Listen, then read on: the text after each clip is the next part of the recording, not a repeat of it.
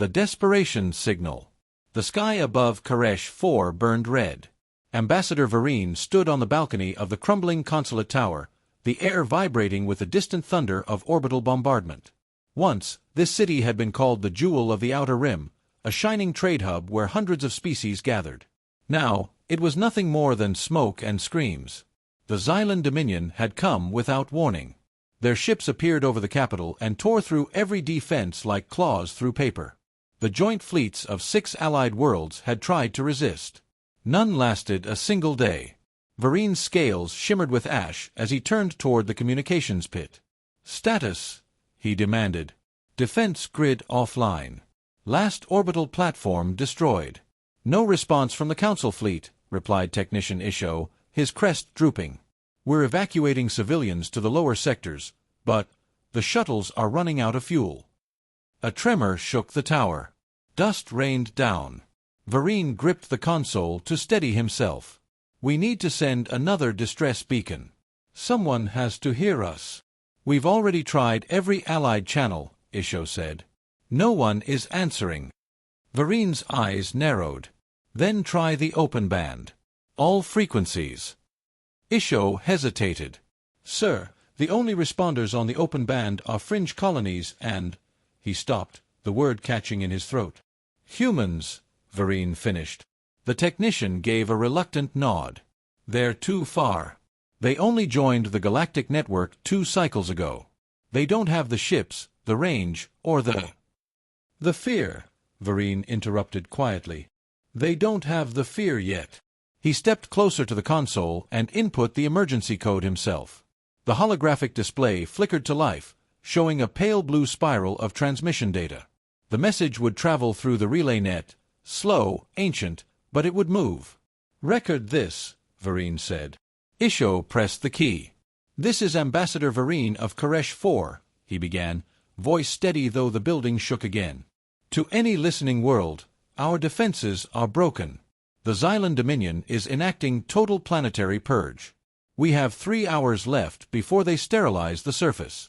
We are unarmed, unshielded, and out of hope. If you receive this message, please send aid. Even a single shuttle." The light dimmed as power flickered. Vareen glanced out the window. A Xylen cruiser streaked through the clouds, its plasma lances cutting another city block apart. "Send it," he ordered. The beacon pulsed once, then vanished into the void. Hours passed. The tower's power grid failed completely, plunging the consulate into darkness. Refugees huddled in the corridors, children, elders, diplomats from other species who had no ships left. "Any response?" Vareen asked as he stepped into the comm room again. Isho shook his head. "Nothing. No one's coming, sir." Vareen leaned on the console, his claws scraping the metal. "Then we face the end with dignity." A voice from the shadows spoke up. "Do you think the humans will hear it?" Vareen turned. It was young Kelra, a junior aide barely out of academy. Her voice trembled, but her eyes were bright. "The humans," Vareen repeated, almost smiling. "Child, they are still learning to build proper warp drives. They won't come. But they might try." Her words lingered. Vareen wanted to believe her. He remembered the humans' delegation at the council, earnest, awkward, endlessly curious. They had no empire, no fleets worth the name. But they had one thing others had forgotten: hope. The building shuddered again. Somewhere above, a Xylen shell found its mark. "Get everyone to the shelters," Vareen said softly. "We've done all we can."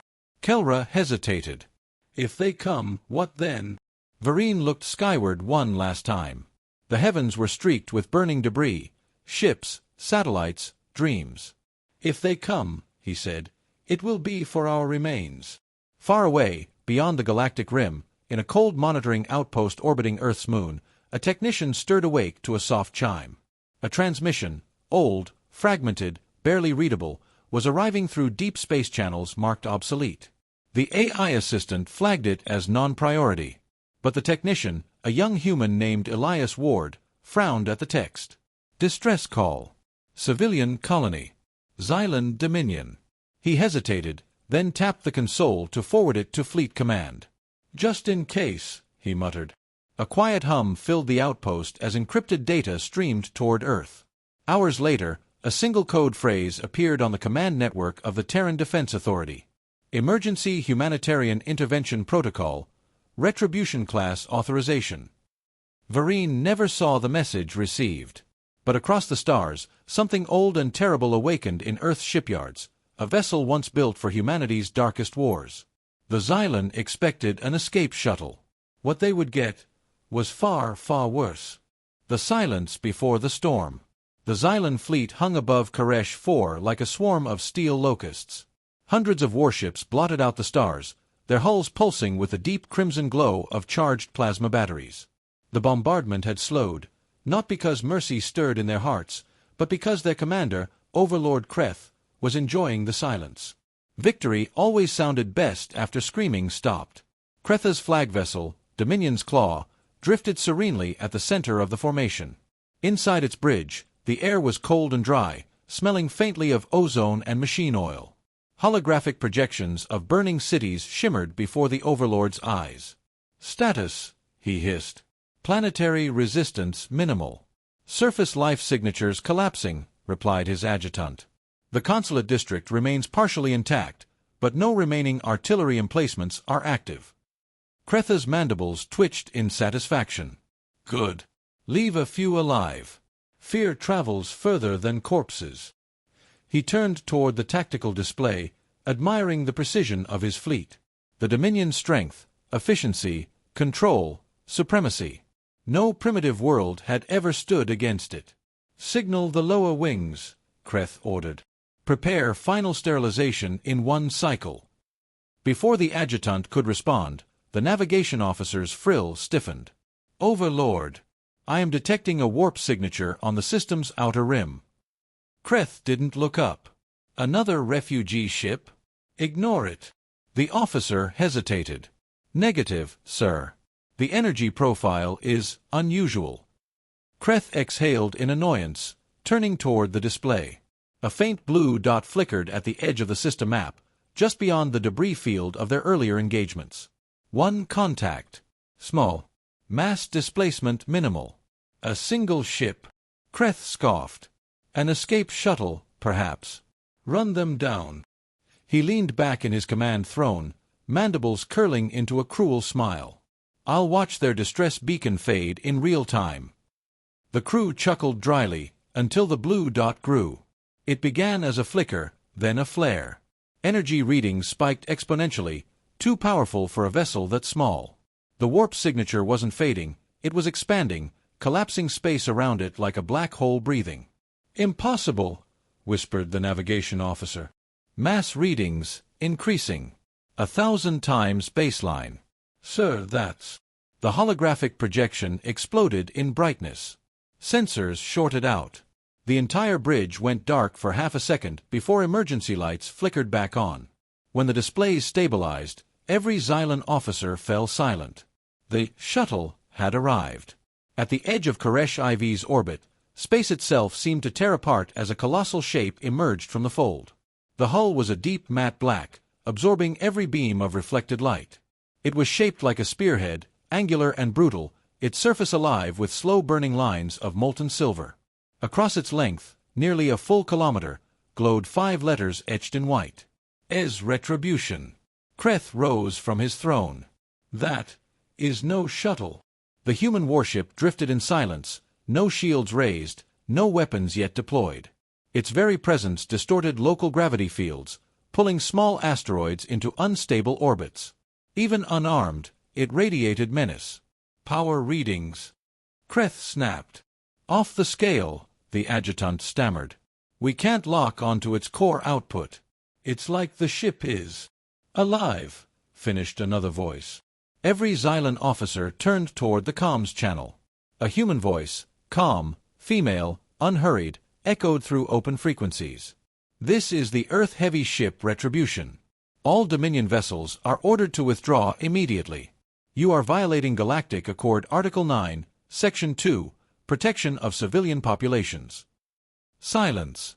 Then laughter rippled across the Xylen bridge. Kreth's mandibles clicked in amusement. One ship dares lecture us?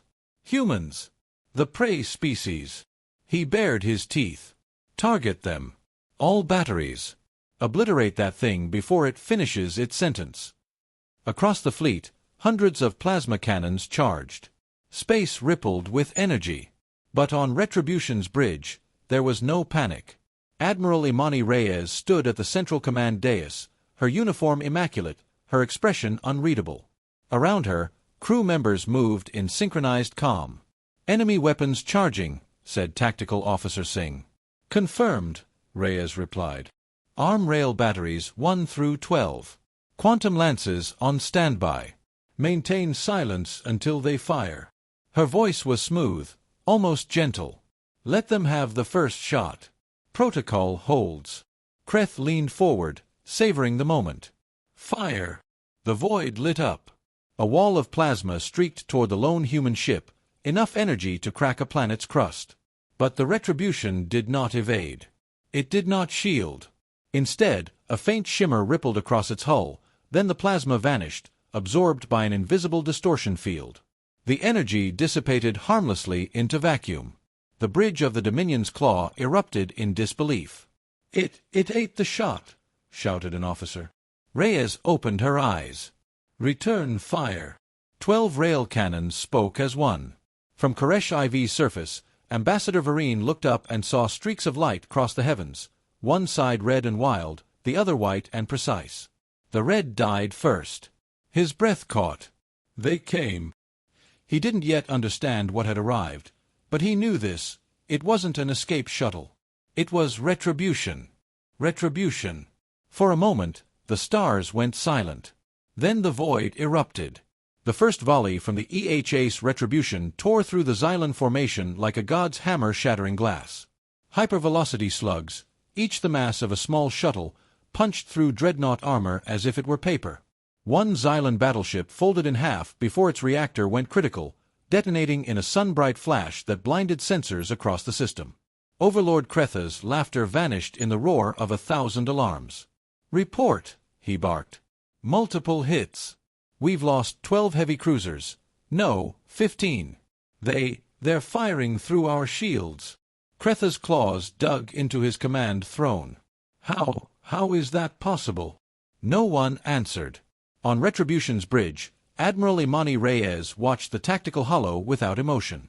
The Xylen fleet was vast, but undisciplined, an arrogant beast used to prey that ran instead of fought.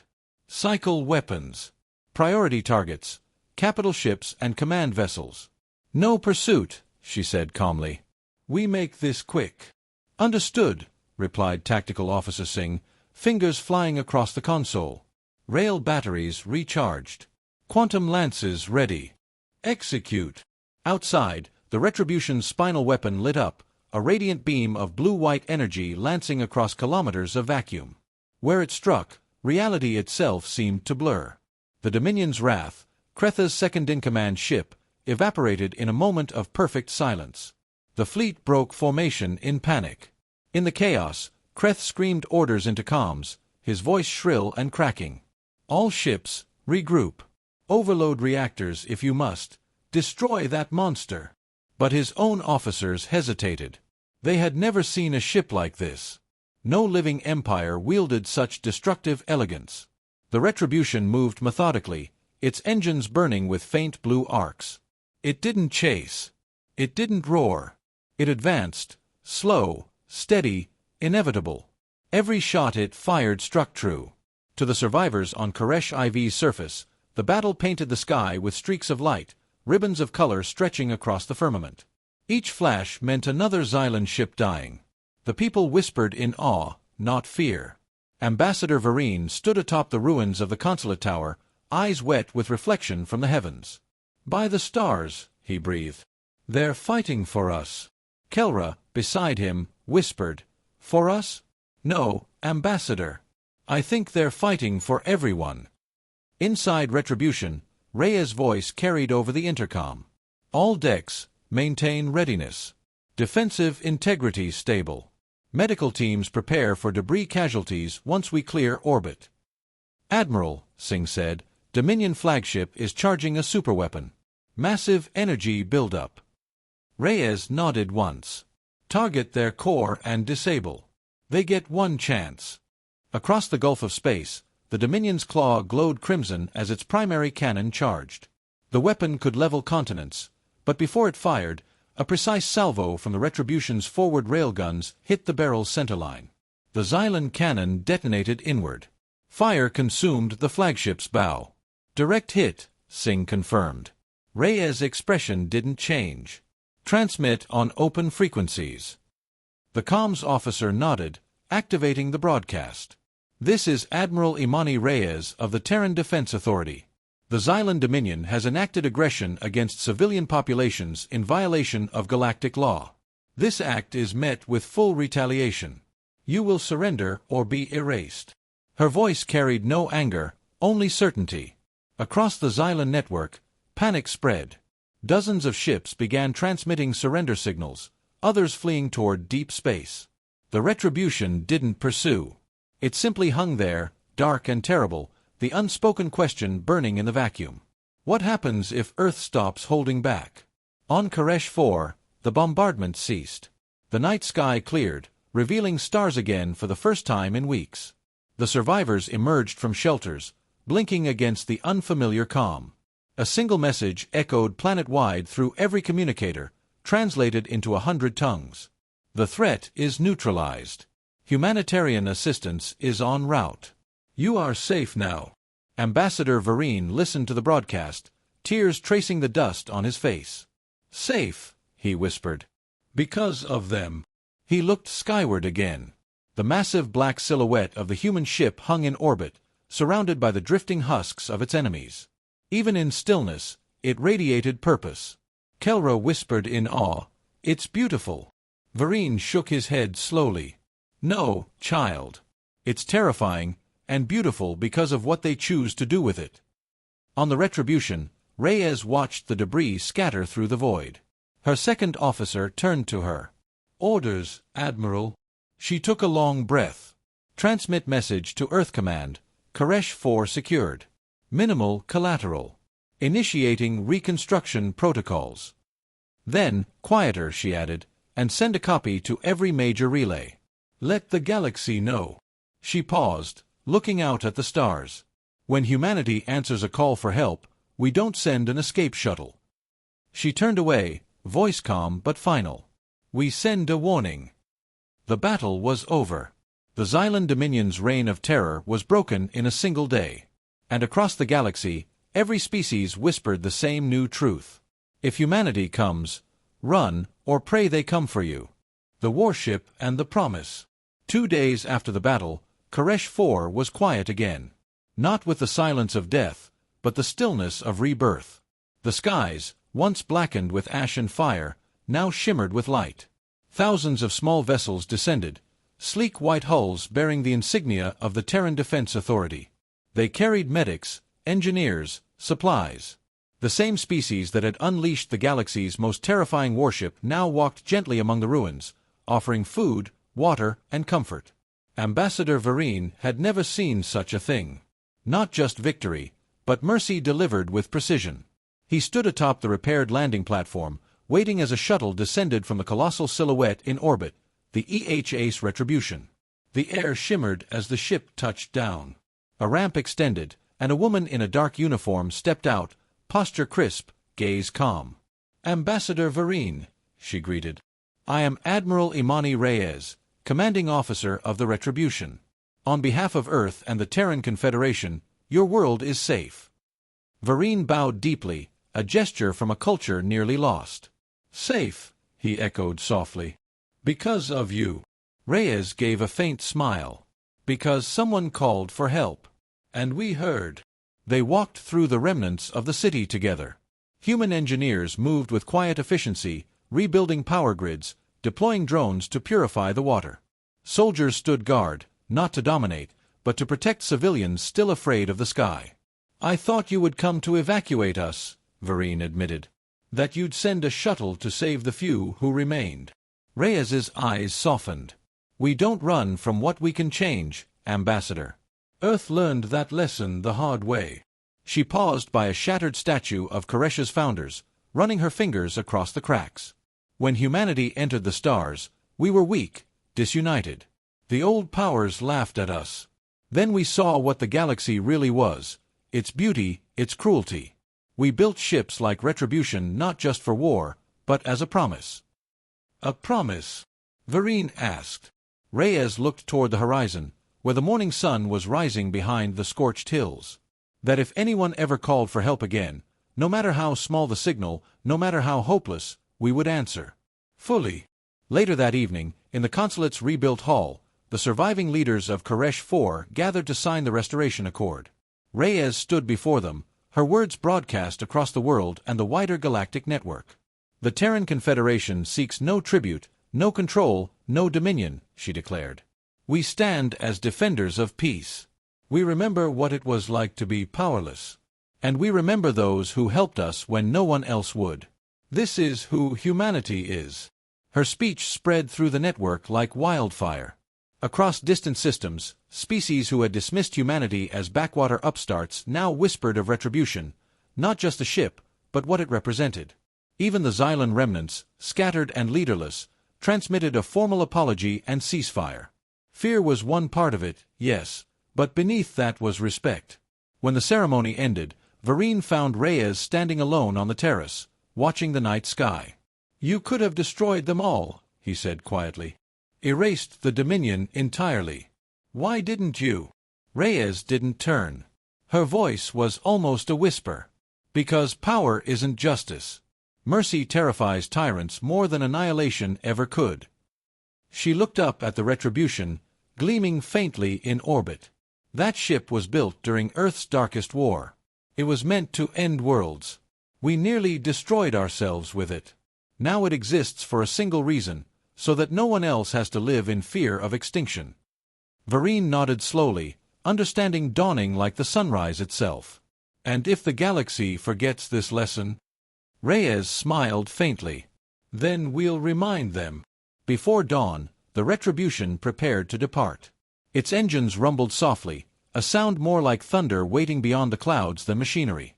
Vereen stood on the platform again as Reyes and her officers boarded. Admiral, he called.